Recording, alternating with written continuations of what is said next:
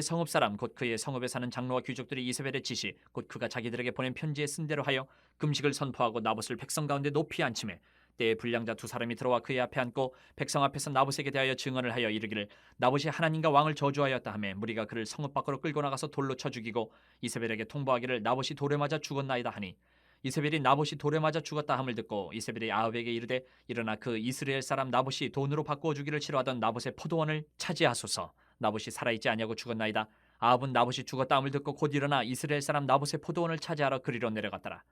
여호와의 말씀이 디셉 사람 엘리야에게 임하여 이르시되 너는 일어나 내려가서 사마리아에 있는 이스라엘의 아합 왕을 만나라. 그가 나봇의 포도원을 차지하러 그리로 내려갔느니 너는 그에게 말하여 이르기를 여호와의 말씀이 내가 죽이고 또 빼앗았느냐고 하셨다 하고 또 그에게 이르기를 여호와의 말씀이 개들이 나봇의 피를 핥은 곳에서 개들이 내 피 곧 내 몸의 피도 핥으리라 하였다 하라.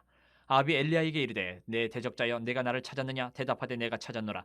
내가 내 자신을 팔아 여호와 보시기에 악을 행하였으므로 여호와의 말씀이 내가 재앙을 내게 내려 너를 쓸어버리되 내게 속한 남자는 이스라엘 가운데 매인자나 노인자를 다 멸할 것이요 또 내 집이 느바세 아들 여로보암의 집처럼 되게 하고 아이야의 아들 바하사의 집처럼 되게 하리니 이는 내가 나를 노하게 하고 이스라엘이 범죄하게 한 까닭이니라 하셨고 이세벨에게 대하여도 여호와께서 말씀하여 이르시되 개들이 이스라엘 성읍 곁에서 이세벨을 먹을지라. 아합에게 속한 자로서 성읍에서 죽은 자는 개들이 먹고 들에서 죽은 자는 공중의 새가 먹으리라고 하셨느니라 하니 예로부터 아합과 같이 그 자신을 팔아 여호와 앞에서 악을 행한 자가 없음은 그를 그의 아내 이세벨이 충동하였습니다. 그가 여호와께서 이스라엘 자손 앞에서 쫓아내신 아모리 사람의 모든 행함같이 우상에게 복종하여 심히 가증하게 행하였더라.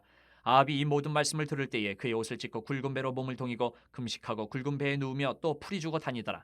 여호와의 말씀이 디셉 사람 엘리야에게 임하여 이르시되 아합이 내 앞에서 겸비함을 네가 보느냐. 그가 내 앞에서 겸비함으로 내가 재앙을 저의 시대에는 내리지 아니하고 그 아들의 시대에야 그의 집에 재앙을 내리. 전능하신 하나님은 우리 사람이 선악간에 행한 모든 일을 다 아십니다. 그리고 그 행한 일을 보시고 말씀을 통해서 죄를 지적하고 심판을 내리십니다. 이러한 하나님의 절대적인 진리 앞에서 우리 모든 성도들은 하나님을 경외해야 합니다.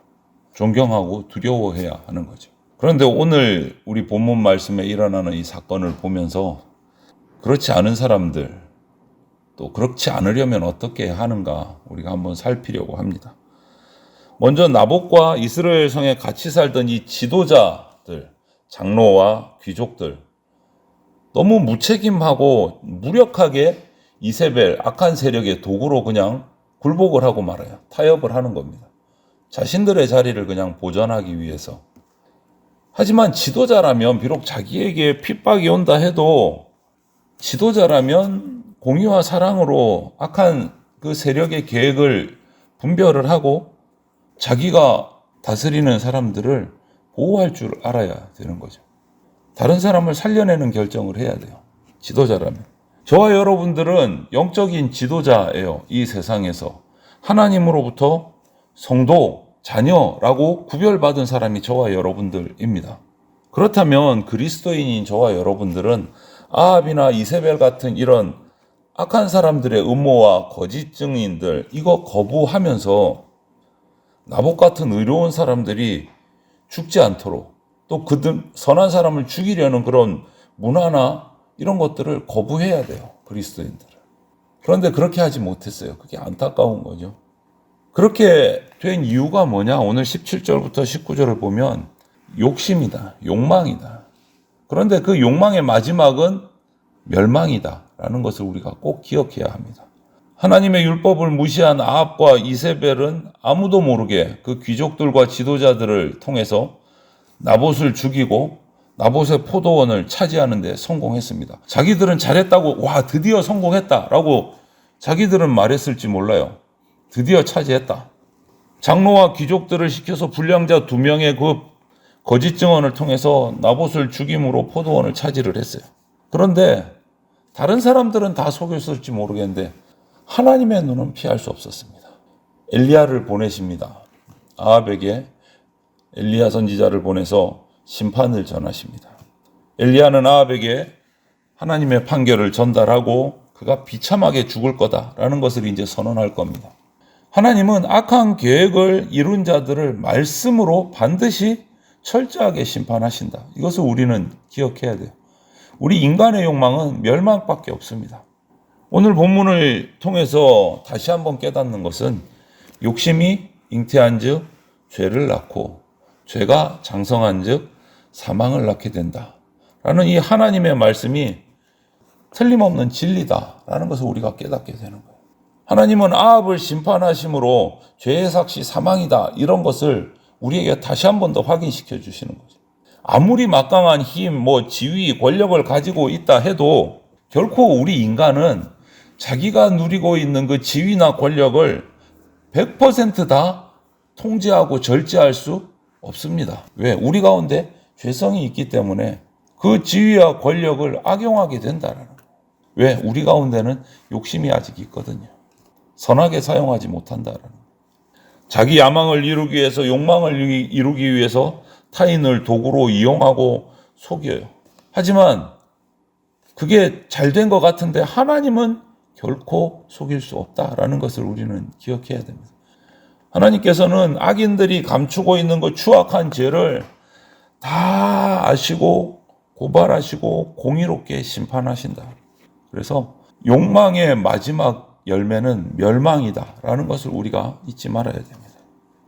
그럼 그런 욕망을 계속 부추기는 존재가 있어요. 계속 멸망에 이름에도 불구하고 우리를 글로 이끌어가는 존재. 그것이 바로 20절에서 26절을 보면 사탄의 충동질이다. 오늘 사탄의 하수인으로 나타나는 인물이 바로 이세벨이에요. 아합은 자신의 죄악을 지적하러 온 엘리야 선지자를 대적자 이렇게 불러요. 20절에 대적자, 네가 나를 찾았느냐. 원수라고 부르는 거죠. 이 엘리야는 아합에게 나봇의 포도원을 차지하기 위해서 그 나봇을 죽인 것은 아합, 너가 스스로 악을 행하려고 너 영혼을 팔아넘긴 거다. 너 스스로를 팔아넘긴 거다. 이렇게 지적을 해요. 죄를 지적을 합니다. 그리고 나서 엘리야는 하나님께서 어떻게 아합과 그 아합의 집안을 철저하게 심판하실 것인지 정말 자세하게 선포를 합니다. 아합이 자기 자신을 팔아서 이 죄악을 범한 것은 결국은 이세벨, 아내 이세벨의 충동질 때문에 더 그랬다라고 오늘 성경 말씀이 증거를 하고 있어요. 여러분, 악을 행하도록 충동질하는 자를 따라서는 당연히 안 되는 거죠. 그리고 그거에 앞서서 아예 애초에 과도한 욕심을 내면 안 됩니다. 우리가 아합은 욕심을 냈어요. 그 욕심을 충동질해서 더 부추긴 것이 바로 이세벨이에요. 이 모든 과정 가운데 어떤 존재가 들어있습니까? 사탄이 있어요. 우리를 멸망으로 이끌어가는 사탄이. 욕심, 충동질. 안목의 정욕에 빠져서 나봇의 포도원을 차지한 아합과 같이 행하면 안 되는 거죠. 우리가 자신보다 힘없는 사람을 희생시키는 죄는 자신을 그냥 죄에다가 자기 영혼을 팔아넘기는 정말 악한 행동입니다. 사탄이 놓은 이 욕망의 미끼에 우리가 딱 걸려들게 되면 하나님 앞에서 우리는 가차없이 악을 행합니다.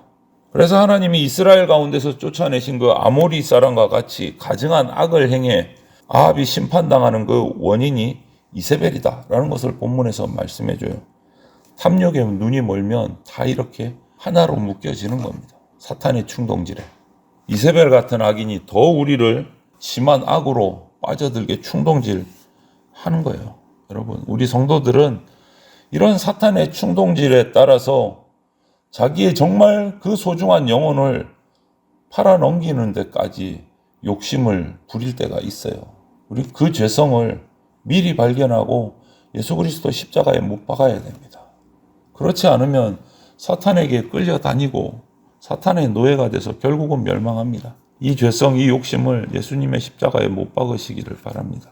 그렇게 되지 않으려면 오늘 27절부터 29절을 보면 멸망을 피하는 방법은 회개밖에 없어요. 하나님께로 돌이키는 것밖에 없어요.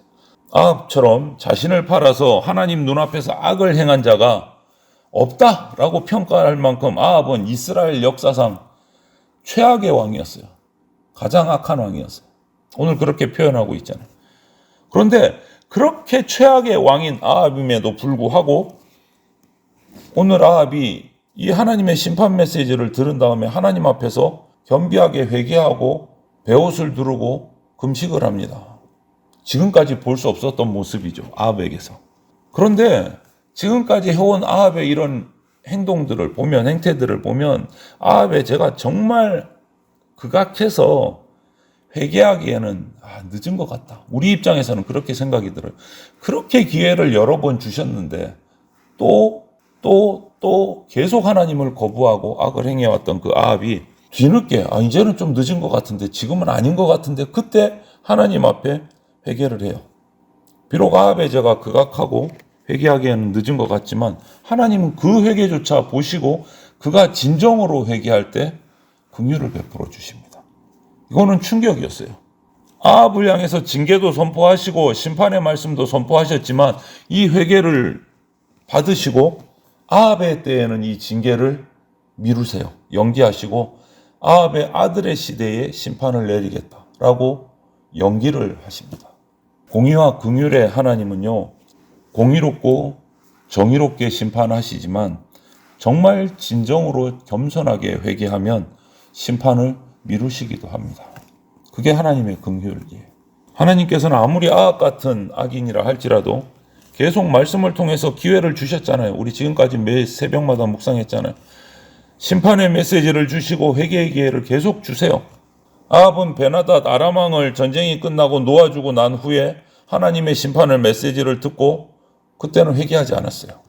또 나봇의 포도원을 노렸어요.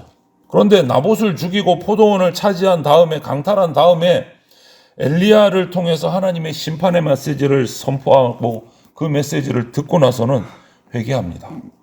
어떤 마음이었는지는 모르겠지만 정말 하나님이 받으셨으니까 진정한 회개가 맞아요. 거짓 회개는 아니에요. 하나님은 악인의 회개를 기뻐하십니다. 잃어버린 한 마리 양을 간절하게 찾으시는 거예요.